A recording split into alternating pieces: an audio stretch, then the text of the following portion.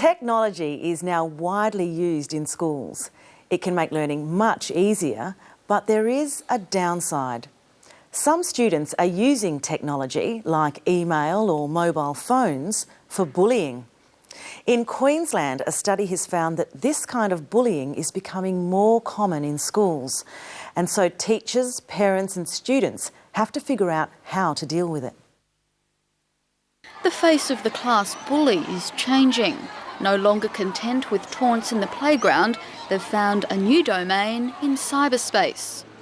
Students are being harassed through internet sites, emails and text messages on mobile phones. It's so prevalent, it's been given a name: cyberbullying. It's hurtful and it should not be allowed. Some people just don't want to tell teachers or even friends because they don't want to make matters worse. A small pilot study in Brisbane has found the practice to be most common among 13 and 14-year-old girls. Marilyn Campbell is a child psychologist and a researcher with the Queensland University of Technology. She says of 80 students surveyed, 14% said they had been targeted by cyberbullies and 11% admitted to dishing it out. And judging by similar studies, it's also on the rise in the UK and America. Marilyn Campbell believes cyberbullying could be more harmful than face-to-face playground bullying. Education Queensland doesn't have specific policies relating to cyberbullying. Schools deal with it on a case-by-case basis. But it recommends that mobile phones be used in emergencies only. In some schools, such as Brisbane's Chisholm College, which is part of the Catholic education system, anti-bullying procedures are in place. If a parent finds that a child, for instance, has been bullied over the internet or they've received a text message that's of a bullying nature, then they obviously need to sit down and talk to the child and ask them if they know who it might be who's trying to get at them. If it's of a serious and threatening nature, then obviously it becomes a legal issue, and our recommendations have always been that they seek legal advice through the police. Students there have restricted access to email, and Big Brother is watching what they type. We may disable their account, give them a warning and say, right, we did notice that you're on this restricted site for a very short amount of time. We're giving you the benefit of the doubt. If it happens again, however, then you will lose your account. Parents like Jenny Barton say they too have an important role to play. I try to have close supervision. Sometimes that's not always possible. It's more or less a timed supervision. And I have to put an element of trust in with these kids that they're doing the right thing. Marilyn Campbell says students who aren't involved in bullying can also make a difference. If you have empathy programs, if you have buddy programs, and you actually convert the bystander to an ally, so that you actually make the kids are saying, well, hey, don't do that. That's not how we act around here. You wouldn't like it done to you, so we just don't do things like that. So if you convert the bystander to an ally, that's a very powerful way of curbing both face-to-face bullying and also cyberbullying. But students aren't convinced that cyberbullying is going to be eliminated. There's not much we can actually do about it. I don't think there is anything. Always tell someone if you know that it's going on, because if you don't, then it just gets worse.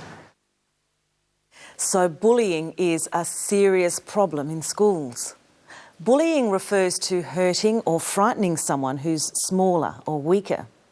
The noun bully refers to a person who bullies. A bully hurts or frightens weaker people, often to try to make them do something they don't want to. The bullying in today's story is cyberbullying. Cyber means involving computers and the internet.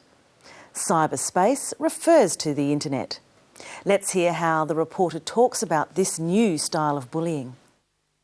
The face of the class bully is changing. No longer content with taunts in the playground, they've found a new domain in cyberspace. The face of the class bully is changing. Here, face refers to the appearance of something.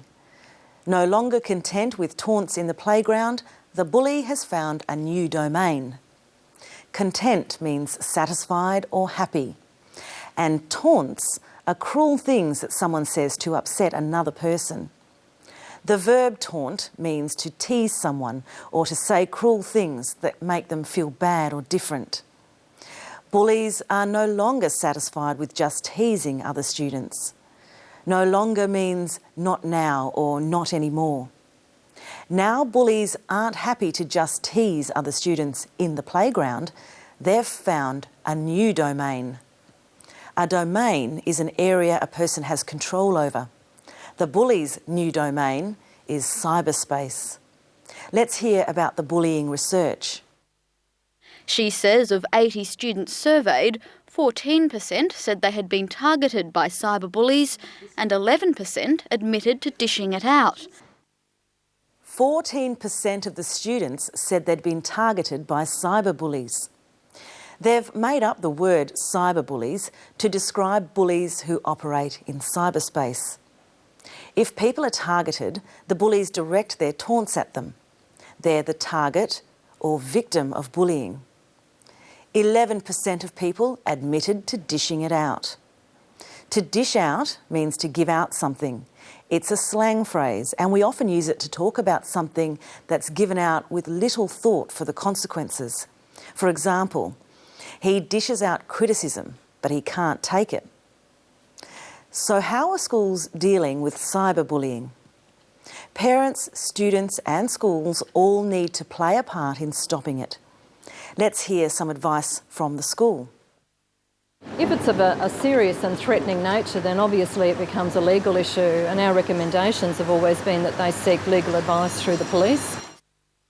If the bullying is of a serious or threatening nature, it becomes a legal issue. Here, nature means type.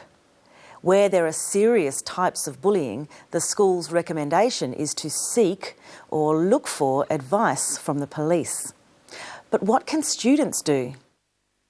So if you convert the bystander to an ally, that's a very powerful way of curbing both face-to-face bullying and also cyberbullying. The teacher says they need to convert or change the bystander to an ally.